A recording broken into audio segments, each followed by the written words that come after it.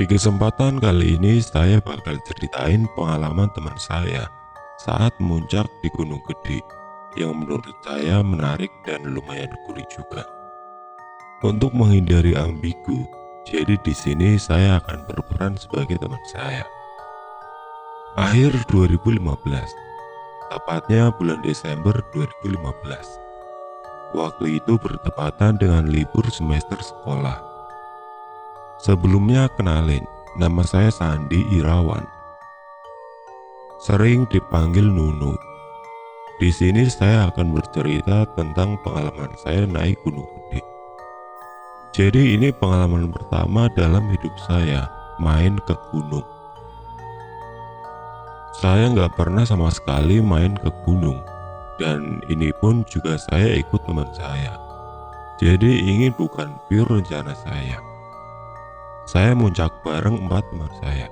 Sebut saja Iki, Tio, Dewek, dan Enak.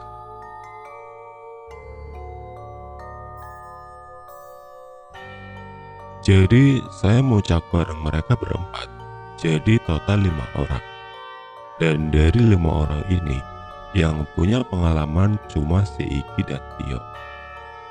Saya, Enak, sama Dewek. Pengalaman pertama. 16 Desember 2015. Tanggal kita muncak. Kita ngambil jalur Salabintana, jalur non resmi.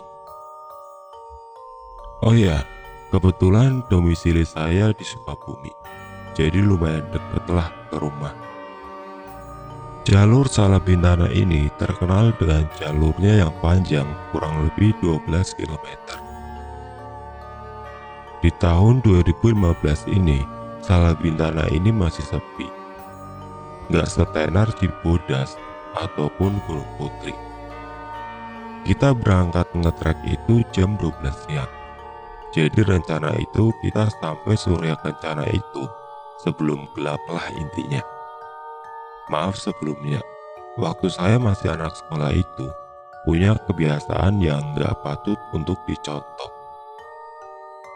Jadi sebelum ngetrek itu, maaf sekali lagi, kita minum-minum dulu. Ceritanya biar kuat lah, dan nyatanya ini menjadi pertanda yang kurang baik. Jam 12 tepat, selepas zuhur, kita mulai trekking. Jalur Salabintana ini terkenal dengan kebun tehnya. Kebun teh yang luas, sejauh mata memandang itu kebun teh. Kalau kata anak sekarang itu mantap bet. Waktu itu lagi hitnya lagu Payung Teduh. Dengan mini speaker yang menggantung di tas kecil, panjang jalan itu, kita dengerin lagu Payung Teduh. Ini banget lah.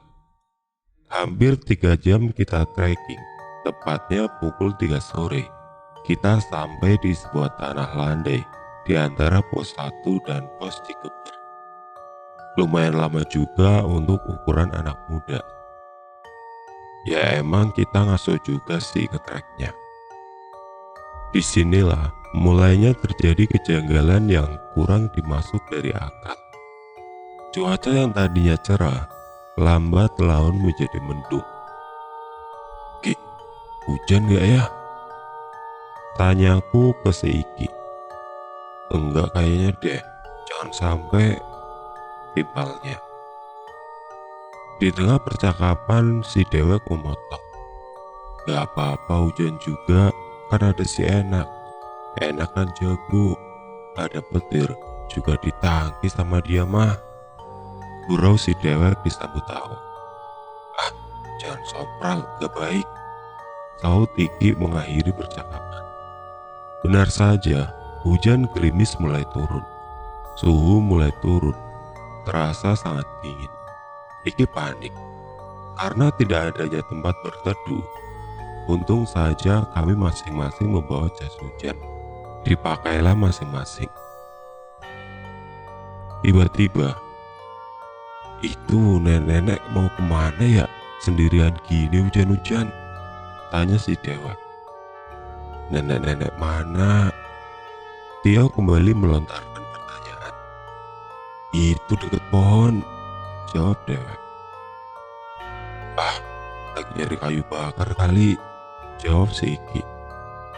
Oh, iya iya ya, jawab Dewek. Tiba-tiba si nenek menoleh ke arah kita dengan mata melotot mengancam. Jarak kita tidak terlalu dekat dan tidak terlalu jauh. 25 meter kurang lebih. Lihat-lihat, dia melotot ke arah kita. Seruku disambut semua memperhatikan nenek-nenek. Ayo lu sih diomongin, seru Enak. Nenek-nenek mulai beranjak dari tempatnya dengan mata masih memperhatikan kita semua. Dia mulai mendekat.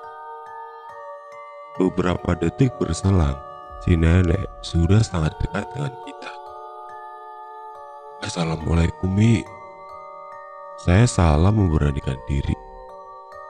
Tanpa ada jawaban, dengan wajah datar dan mata masih memperhatikan kita.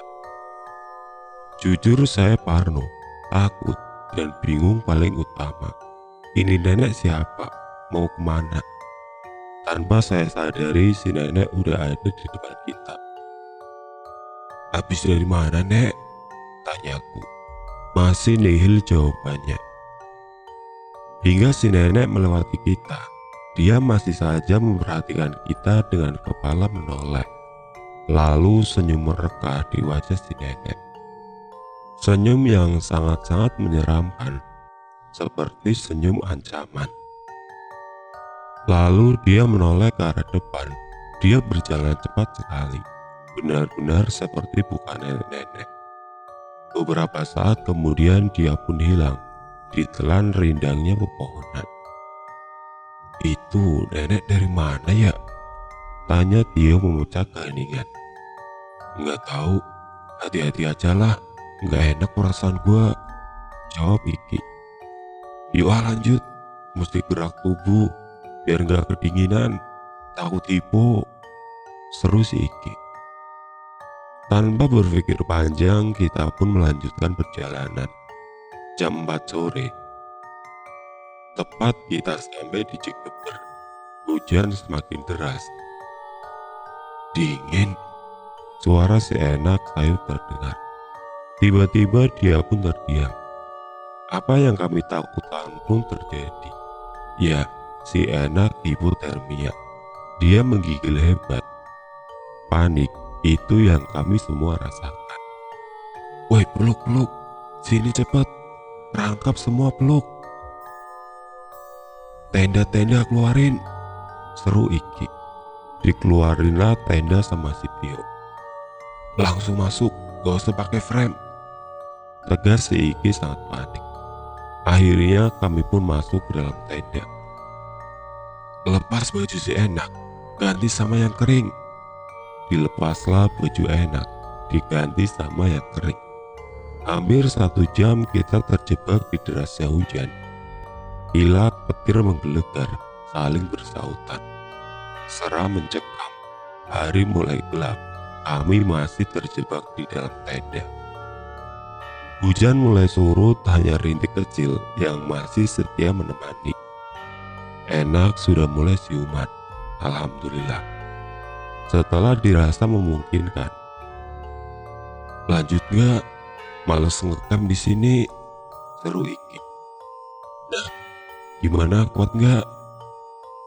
Saya tanya Enak, memastikan lanjut apa enggak. Ayolah, suruhkan aja kita camp. Tapi yakin nggak? Takutnya hipo lagi. Tanya Iki ke si Enak. Yakin, ayo pelan-pelan. Akhirnya kami pun memutuskan untuk lanjut.